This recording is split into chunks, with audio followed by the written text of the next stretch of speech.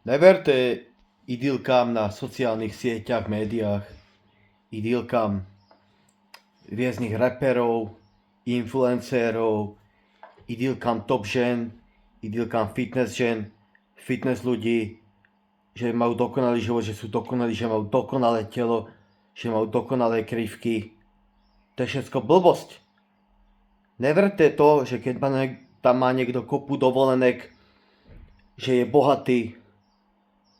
Neverte tomu, že keď tam má niekto drahé, brutálne auto, že je bohatý alebo že žije v najväčšom luxusu. A neverte ani tomu, že ani ten najväčší luxus neznamená kvalitný a šťastný život. Neverte ani tomu, že keď tam má niekto vzťah s nejakú, podľa vás, brutálnu ženu, alebo má tam brutálne veci, že má brutálny, top, kvalitný, najšťastnejší život na svete. Samozrejme, nepopíram, že aj ten, co má tam ten luxe, ten, co má tam tí dovolenky, aj ten, co má tam drahé auta alebo barco, že žije nešťastný život.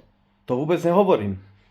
Hovorím len to, že každý je tak šťastný, ak si zaslúži a určité veci si spraví on sám, teraz si ich on robí on sám. Co naopak ja doporučujem, mať čistý štít, čisté svedomie, neslúbiť to, co nemôžem povedať a mať solidnú, normálnu prácu. A ne podvodníci, fušeráctvo, pornoherectvo alebo strip cluby. Ďalej. To, co mám, jaké mám závazky, tak tie mám splniť. Som muž, žena svojho slova, konám dobro, konám súlade s Bohom a nikomu nic nedlúžim. A keď dlúžim, tak to splatím.